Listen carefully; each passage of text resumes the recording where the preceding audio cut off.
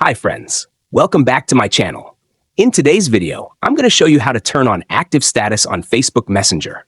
If you're new here, don't forget to subscribe and give this video a thumbs up.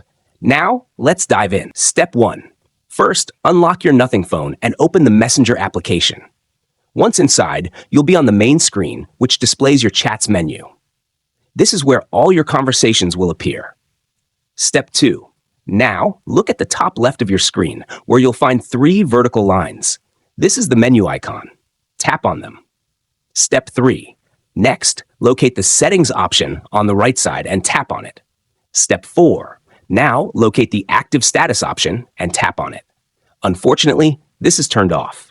Step 5. For the last and most important step, select the Active Status option to turn it on instantly. Your friends and connections can see when you are active or have recently been active on this profile. If you found this tutorial helpful, don't forget to give it a thumbs up and subscribe to my channel for more great tips. Thanks for watching.